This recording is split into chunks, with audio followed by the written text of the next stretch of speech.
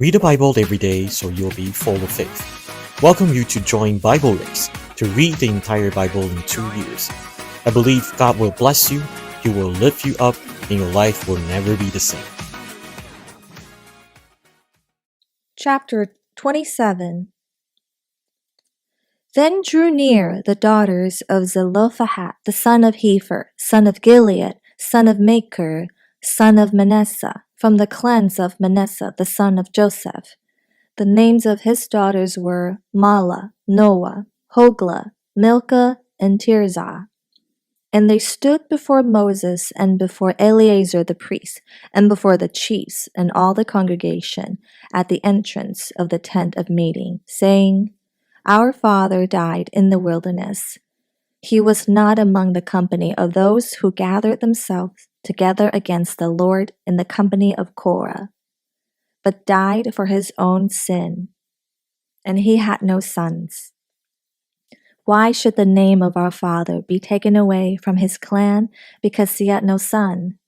Give to us a possession among our father's brothers. Moses brought their case before the Lord, and the Lord said to Moses, The daughters of Zelophehad are right. You shall give them possession of an inheritance among their father's brothers, and transfer the inheritance of their father to them. And you shall speak to the people of Israel, saying, If a man dies and has no son, then you shall transfer his inheritance to his daughter.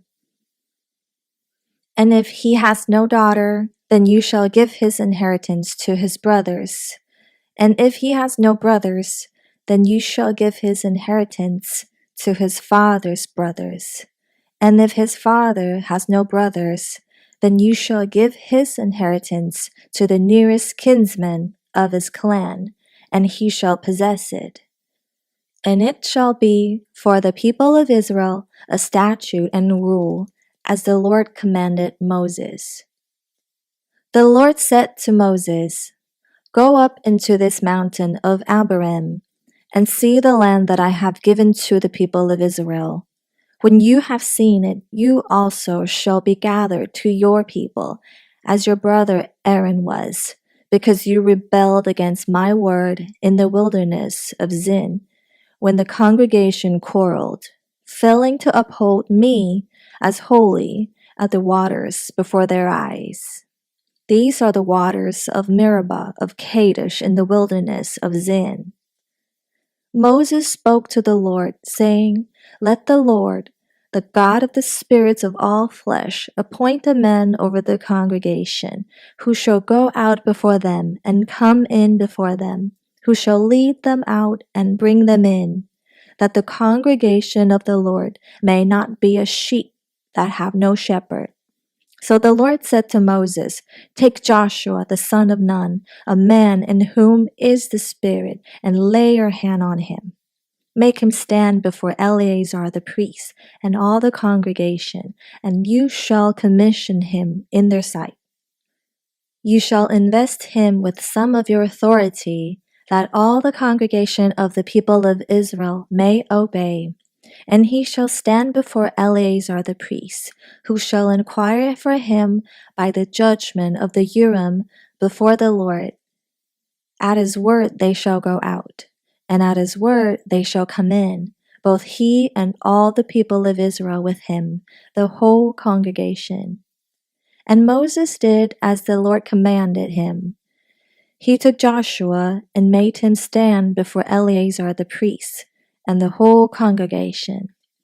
And he laid his hands on him and commissioned him as the Lord directed through Moses.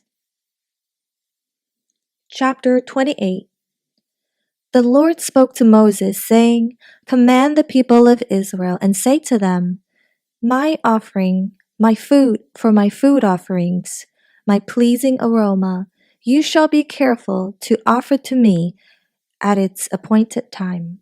And you shall say to them, This is the food offering that you shall offer to the Lord: 2 male lambs a year old without blemish, day by day, as a regular offering. The one lamb you shall offer in the morning, and the other lamb you shall offer at twilight. Also a tenth of an ephah of fine flour for a grain offering, mixed with a quarter of a hin of beaten oil. It is a regular burnt offering, which was ordained at Mount Sinai for a pleasing aroma, a food offering to the Lord. Its drink offering shall be a quarter of a hin for each lamb. In the holy place you shall pour out a drink offering of strong drink to the Lord. The other lamb you shall offer at twilight. Like the grain offering of the morning, and like its drink offering, you shall offer it as a food offering, with a pleasing aroma to the Lord.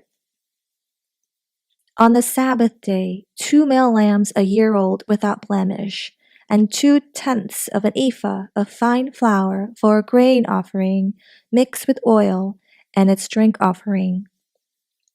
This is the burnt offering of every Sabbath, besides the regular burnt offering and its drink offering.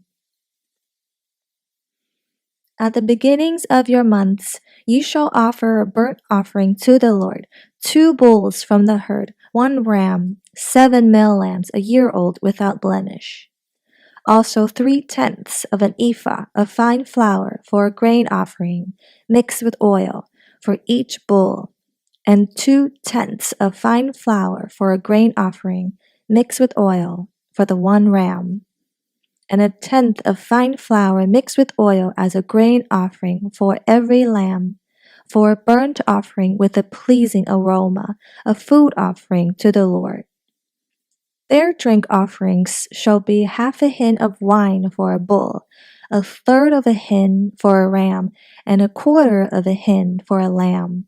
This is the burnt offering of each month throughout the months of the year. Also 1 male goat for a sin offering to the Lord. It shall be offered besides the regular burnt offering and its drink offering. On the 14th day of the first month is the Lord's Passover, and on the 15th day of this month is a feast. 7 days shall unleavened bread be eaten. On the first day there should be a holy convocation. You shall not do any ordinary work, but offer a food offering, a burnt offering to the Lord, 2 bulls from the herd, 1 ram, and 7 male lambs a year old. See that they are without blemish. Also their grain offering of fine flour mixed with oil. 3/10 of an ephah shall you offer for a bull, and 2/10 for a ram. 1/10 shall you offer for each of the 7 lambs. Also 1 male goat for a sin offering to make atonement for you. You shall offer these besides the burnt offering of the morning, which is for a regular burnt offering. In the same way you shall offer daily, for 7 days, the food of a food offering with a pleasing aroma to the Lord. It shall be offered besides the regular burnt offering and its drink offering. And on the 7th day you shall have a holy convocation. You shall not do any ordinary work. On the day of the first fruits, when you offer a grain offering of new grain to the Lord at your feast of weeks, you shall have a holy convocation. You shall not do any ordinary work, but offer a burnt offering with a pleasing aroma to the Lord. 2 bulls from the herd, 1 ram, 7 male lambs a year old. Also their grain offering of fine flour mixed with oil, 3/10 of an ephah for each bull, 2/10 for 1 ram, 1/10 for each of the 7 lambs, with 1 male goat to make atonement for you. Besides the regular burnt offering and its grain offering, you shall offer them and their drink offering. See that they are without blemish. The following is the English translation of Pastor Moon's teaching on the book of Numbers chapter 27 and 28, translated by David. Read the Bible every day so you'll be full of faith. Chapter 27 and 28, it's about before Moses' departure, God wanted him to arrange his successors. So chapter 27 talk about how Moses is going to arrange that. That is to choose the next generation of leaders. Chapter 28 and 29 teaches the people how to worship when Moses and Aaron are no longer with them. Eleazar takes over as the high priest, and Joshua takes over as Moses' position and they must understand how to step into the leadership so that people can still worship God with a devoted heart. So chapter 28 and 29 are all about how to worship correctly before God every week, every month, every year, and every festival. Chapter 30 will talk about vows, which are actually related to warfare, teaching them how to face warfare. In verse 1 to 11 of chapter 27, one thing is mentioned first. In chapter 26, it talks about during the process of dividing the land. It specifically talks about the descendants of Manasseh and also 4 daughters of Zelophehad, who came to Moses and said, "Our father died and he had no sons. Although we will marry within our tribes or a people from their tribes, we have enjoyed our husband's inheritance, but our father had no inheritance. Our father came. Name is not being remembered by God."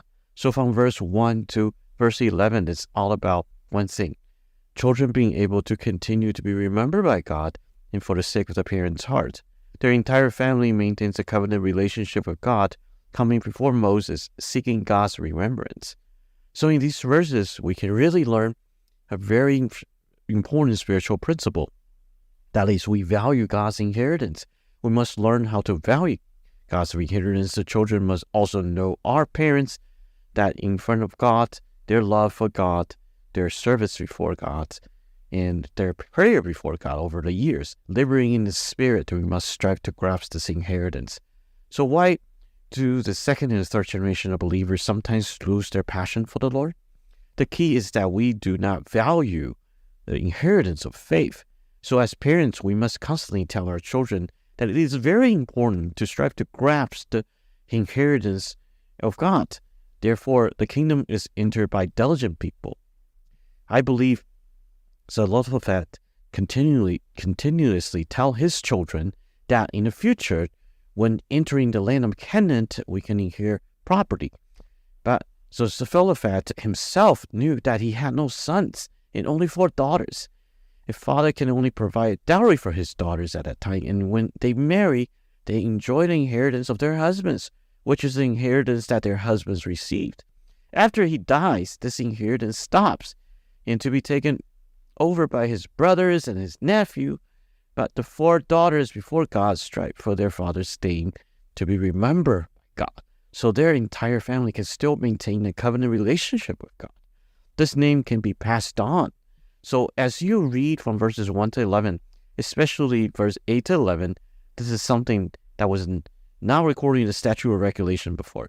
Especially in verse 8, you have to understand that originally the Zelophehad's daughters just wanted Moses to handle this matter, but God was pleased with this matter, so he instructed Moses to record the additional statute and any statute and regulations. So dear family, you must see, if we as children, especially as young people, that admire the inheritance of the saints, that you desire the inheritance of this lineage, you say, "Lord, I really long for my parents' labor before you, and the gift you place in their lives, even their passion for you, their faithfulness, their goodness, Lord, I want it."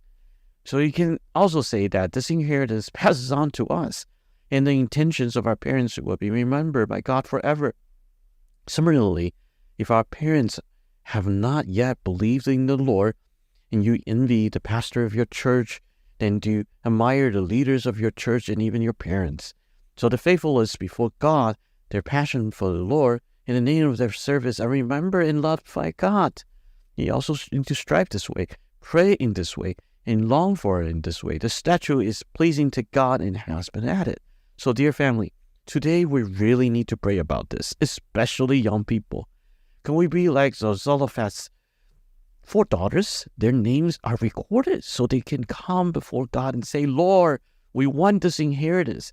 This is the first. They obtained this inheritance, not only enjoying the inheritance of their husband's family, but also inheriting their father's inheritance, transforming the entire culture and statute. Did you see? So God's law is firm and unchanging, but a heart longing for God adds to the statute and also adds to the portion concerning women.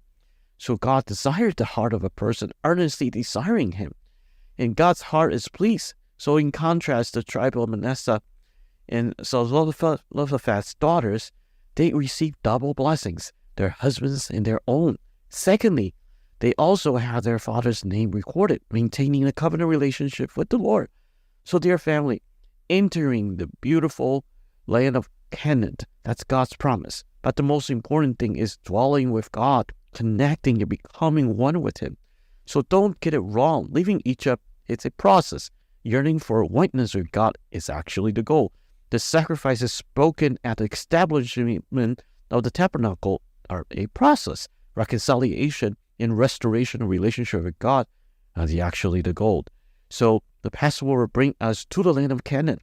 And that's a process. The key is that we must have complete oneness with God. So Zelophehad's 4 daughters grasped his principle, so they obtained God's pleasure. Next, you look at from verse 12 and all the way to the end of chapter 27, God instructs Moses concerning what happens after his time. So he's to go up to Mount Hebron and see the land that I have given to the Israelites. So in fact, God responded to Moses' prayer. Initially, Moses said to the Lord, "Let me go in and see." And God said, "Enough, don't mention this matter to me again." But God allowed Moses to come and see and to observe. So also fulfilling Moses' prayer, and don't just think about Moses had lost the blessing of Canaan and all his life's toil because of one mistake. God is absolute in this matter. Actually, if you carefully observe through this matter, on one hand, it's a reminder to the leaders to be cautious. And on the other hand, actually, Moses truly obtained a glimpse of heaven, right? Furthermore, although in the terms of earthly possession, it seems like Moses lost out, yet he obeyed God's arrangement. Because God obeyed God's arrangement and couldn't enter the land of Canaan, God made him come and see it. And even at the time of Jesus' transfigurations on the mountain, allow him to discuss the matter of crucifixion with Jesus.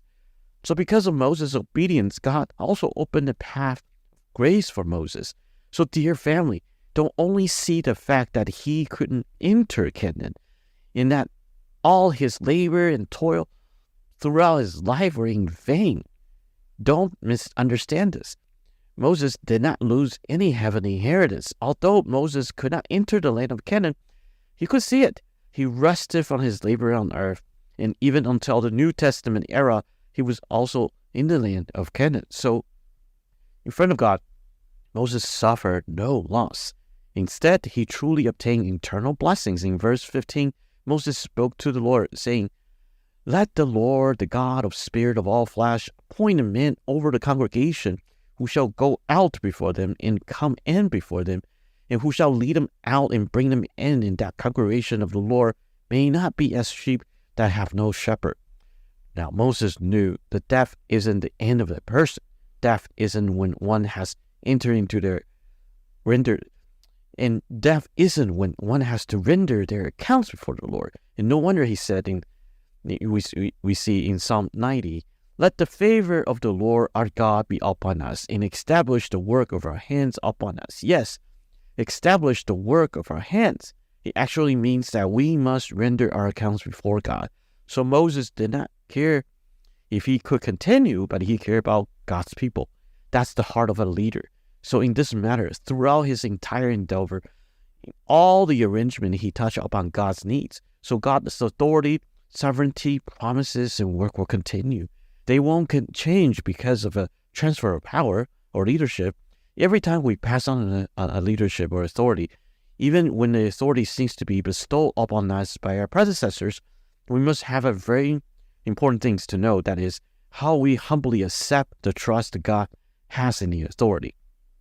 And when we step into a leadership roles, we must continue to move forward in their entrusted responsibilities. If we are given new authorities, we must never have the notion that the past practices are too outdated and those were the ways of the previous generations, and that we must have a new transformation. You will lose God's great grace because God trusts in the church. He trusts in the entire community. His promises, His blessings, it will not change, but it's all about inheriting the authority. He continues to respond to God's authority, that he was raised by God because Joshua was faithfully serving Moses, and not because of his administrative skills or his ability in warfare, but because this person has always faithful in serving Moses. So when Joshua was raised, he would continue forward according to the authorities and trust God gave what God gave him. So if you carefully observe, the Lord said to Moses, "Take Joshua, son of Nun, a man in whom is the Spirit, and lay your hand on him." So the key to this transition of leadership is that Joshua could continue to entrust with this responsibility. So in the transition of authority, that we must have this concept. Firstly, we had to be prepared to render our accounts to God, be accounted for. Can I keep up with the trust that God has in this church? Rather than thinking in the practices of previous generations are too outdated, we need to keep up with God's entrust in this church, what God entrusted in this church. So the authority is being passed from the generation to generation, making sure that God's will, God's work, God's desire for the people can continually move forward and be fully realized. If you are a leader in your family, you must follow the trust that God has given to the head pastor, that you are the second in command in this church. If you are the successor to this church, and the one who must rise up in authority, and you must continually pray about what God has entrusted in this church. That the previous generation of authority, were they sincerely shepherding according to God's will? And for us, the next generation, the new generation, we must also strive to keep up with this authority. This is like the transmissions from Moses to Joshua. And also Joshua had to be able to receive the laying of the hands. When it says that it had the Spirit within him, it means that he was a person who served under authority. And he had to stand before Eleazar, the priest, and before all the congregations. And Moses had given him a share of his authority. Do you see? This is the transmission of authority. That is why the elder of Israel listened to him. And there were certain tasks that Moses could not delegate to others. He had to complete them himself, such as teaching the regulations in chapter 28, 29. This couldn't be handed over to others. So regarding God's absolute requirements and how to worship God and how to make vows, how to go to war, this inheritance had to be handed down. This is something Joshua couldn't just hand over to someone else to do it. This was what Moses had to do, but things like waging war to enter into the beautiful land and dividing the land, these were the things Joshua had to take up. So in the transitions from one generation to the next, in terms of authority, each person must fulfill their responsibility. Before it is about rendering and being accounted for to our God, so some tasks are delegated to others. For example, entering the beautiful land, like dividing the land, and those were things that Joshua had to do. But how to annihilate the Midianites, and how to reiterate the laws, and those were things that Moses had to do, because at that time, Midianites oppressed the Israelites and causing the entire people to sin through sexual immorality. That was something Moses had to do for the sake of God's holiness to persist in it. So you see that the standard the previous generations set in serving God must be continually upheld by the previous generations. And the transitions of the baton to the next generation must obey the trust in this authority and try to render and be accountable for to God. So in chapter 27, we see the process of transitioning leadership and authority, the clear expression of God's intentions. In chapter 28, we learn how to live each day before God. In chapter 29, discussing the festival of each year and how to live before God during those times. And then later in chapter 30, teaches us how to make vows, how to go to war, and how to fight and win before God, as well as how to pray. Some instructions on the living before God still had to be carried out by Moses. So it wasn't a complete transition to Joshua all at once, right? So Joshua had to be closely followed alongside Moses in learning how to serve God and to lead the people. So in verse 1 and 2, the Lord spoke to Moses, not Joshua, instructing the Israelites to bring offering to him, including offering of new grain. So they were to bring them on in a specific day. So from the verses 1 to 8 in the instruction were about how the people should worship God daily, and how they should serve God, and how they should offer the sacrifices to God. So why repeat chapter 28 and 29, especially after the institution of the burnt offering? And the festival of booths have been previously discussed, because concerning in the incident with Baal of Peor, the people would follow the leader. So the 12 tribal leaders did not follow Moses. So through chapter 28 and 29, God wanted to continue to reteach the new leaders of the tribes as there had been a changing leadership. They wanted to teach people again that they will follow Moses' guidance and how to worship God.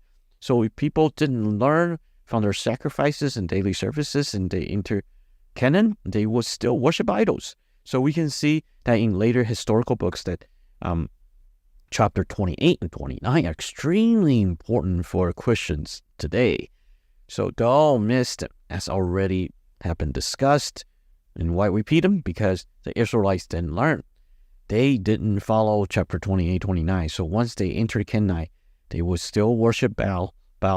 And as with Christians today, we must learn from these chapters as they are related to whether or not we can enter the New Jerusalem, whether we can reign with God in the millennial kingdom. Now, these two chapters clearly show how we should live every day. So you must learn in these chapters that they're not just about rituals and sacrifices. Chapter 20 and 29 about how to live before God. And let's first look at verses 1 to 8, which tell us about offerings, morning and evening sacrifices. If we don't learn how to sacrifice ourselves daily and draw near to God, then sacrifices is just a ritual that you might think, do I have enough livestock to sacrifice every day? You might find that God's demands sometimes exceed our abilities. Sometimes you'll find God's requirement are beyond what we can achieve. We can't do it. So in the process of daily sacrifices, when we sacrifice every day, morning and evening, and with the fine flour and oil, you might think, I'm too busy with all this. You have to bring the lamb to in front of the tent and sacrifice it by laying hands on it yourself and present it to God as an offering. You might think, then I won't have time for anything else. In the time of Israelites, one might think, why should I bother planting crops or tending to my work? I'll just worship God and offer sacrifices every day. But where would I find the time? But I don't have enough livestock to offer every day. As you watch your livestock decrease day by day, morning and by evening, month after month, and week after week, and after year, then you might think, even if I had more livestock, it wouldn't be enough. Sometimes God's demands exceeds our capabilities. He has an important purpose to test our faith. So do we believe in God's abundant provision? He always exceeds what He asks of us. So if God requires us to offer sacrifices morning and evening, it's because He wants to bring us to His presence and to draw from His power. You can provide, you can be responsible, you can fully grasp the responsibility you face every day. So why does God want us to keep offering sacrifices? Is to keep us connected to Him continuously, not just living through rituals, but living in the light that we will draw strength and provision from God. So take His yoke upon you and learn from Him, and you will find rest. This is what it means to remain connected to God continuously. This is humility. This is gentleness. This is abiding in the vine, which allow us to bear fruit continuously. This is God's intention. It's a daily requirement of service. So let's look at verses 9 to 10. It talks about the Sabbath requirement. From verse 9 and onwards, a special word is introduced. In the two parts of verse 10, that this is the burnt offering of every Sabbath, besides the regular burnt offering in its drink offerings. So what does that mean? It means besides the offering of the Sabbath, there should be an additional one. Originally, there were offerings for the Sabbath at the time of the burnt offerings or at the beginning of the festival. But in verses 9 and 10, talk about offerings in the Sabbath, right? And in addition to the Sabbath offering, it becomes a double offerings. Similarly, in verse 11 to 12, it talks about the offerings on the date of each month, and all the offerings made in these occasions should be doubled. In verse 15, it mentions offerings in addition to the regular ones, and on the Sabbath and the new moon. So the offerings on the Sabbath in the new moon will be doubled. So the verses 16 to 25, it talks about offering for the feast. Let's look at verses 24 in the last part. That says that for the same way that you shall offer daily for 7 days the food of food offering. This is about offering the food of the wave offerings as a sacrifice to the Lord. So apart from the burnt offerings and the grain offerings at twilight, let's look at verse 26 and 29. They speak of the feast of the weeks and the feast of the and continue to notice in verse 31. So do we see the phrase? Besides the regular burnt offering and his grain offerings, he emphasizes that the offerings must be without defect. So dear ones, apart from the daily offerings, which used to be once a day, but now in morning and evening and double, and apart from the Sabbath offerings, which used to be once and now it's double as well, apart from the offerings from the first day of each month, which is doubled, and even the offerings during the feast, like the Feast of Weeks in chapter 29, are doubled. Why does God give such instructions? Why does he make the covenant with us? And it's because God wants to pour out his blessings upon us. He wants to avoid temptations. If we don't learn our lessons in offering according to God's will and offering double and offering more, our hearts are easily enticed by the world. So because where your treasure is where your heart will be also. So although offering, God tells us that he is the source of blessing, and through blessings, he teaches us that he is the goal of our lives. He wants us to understand that everything that we have is measured by him. So if you want good cattle, good grain, good oil, all depends on your harvest. And your harvest is good, then you will learn to worship God and who provides rain in seasons rather than worshiping Baal. So when people go to worship idols, thinking that they will get more rains and better harvest, they're mistaken. Sometimes I hear people say, I'll work harder and make more money and then I'll offer more to God. Isn't that better? Let me buy a lottery ticket and pray to win, and then I offer it to God. Is that any better? Dear family, this is what chapter 28 and 29 is about. God wants many offerings from us so we may continuously rely on him, receive the abundance from him, and through the constant offerings, we detach from the world. Then we rely on his provisions and we share in the enjoyment with God and with others. We will never lose out, and we can overcome idols, temptations, and the temptations of enemies. But if you think, I'll worship Baal or Moloch and I will still get a good harvest, and I'll have blessings on my cattle in my hands, and then I'll offer sacrifice to God. Isn't that more practical? God isn't pleased with such offerings. So what God desires is our unity with him. God has a way of allowing us to have a true connection with him. In that way, it's called offering. Today, through the churches, God teaches us about offering. It's not because church loves money or because church is poor or needs money, or it's just a little oil money. It's not through offerings that we can overcome temptations, avoid evil counters, and break free of control of Baal and Moloch in our lives, or escaping temptations of the world. So you might say, Lord, I desire to be merciful to you. I continue to offer sacrifices, but all these offerings exceed what I can offer. So when you read chapter 28 and 29 carefully, besides the offering, there's a requirement of additional offering. Can we ordinary people bear this? Can we offer so many cattle and sheep and not by it ourselves? God has such demand because he knows that we cannot do it. So he wants to bestow his great abundance on us. In that abundance, that you see him as the providing God. So we offer what we have received freely and completely with one satisfaction together with God. And when our hearts are satisfied, our hearts is satisfied. God's heart is satisfied too. That his provision brings us enjoyment. When we present our offering to God, his heart is pleased. This is the cycle of offering. So dear one, family, in every offering, do you feel satisfied in your heart? You might say, Lord, I don't have enough. Once I offer, I have nothing left. I need to ask God. God doesn't require offering to make us suffer. He wants to give us great abundance. This is what we're meant to experience through continuous giving and through constant offering. God's abundance continues to pour out on us. This is what God teaches us through these chapters. Apart from the offering, there's more offering. However, the Israelites unfortunately didn't learn this lesson. They felt the pressure offering was too great, and it wasn't just daily offering, the double Sabbath offering, and the double monthly offerings, even the double offerings during the 3 annual festivals.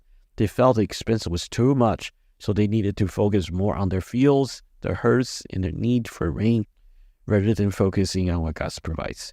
So do we see this distinction? So the Israelites kept worshiping Baal and saying, We need rain, we need water, we need crops of barley and wheat. But the idol blesses us, then we can camp and receive abundance.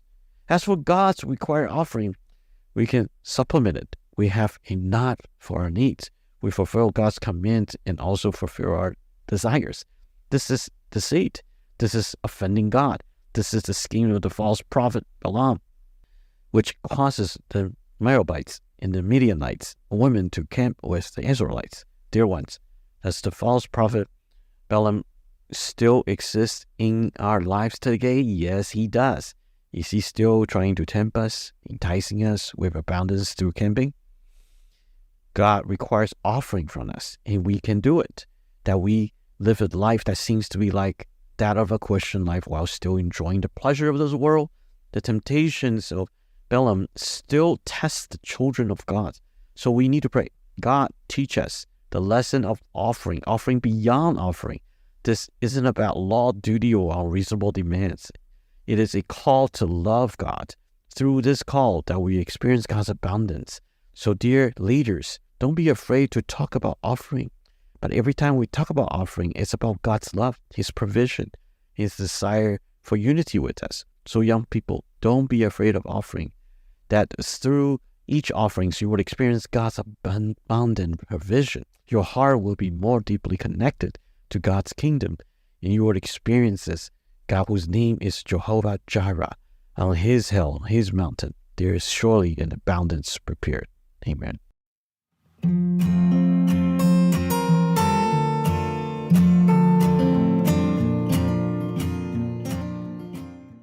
Dear families, we hope that you enjoy the Bible race as much as we do. If you are willing to volunteer to translate the original Chinese teaching into English or assist with video editing, please email service@360sunrise.com. Thank you.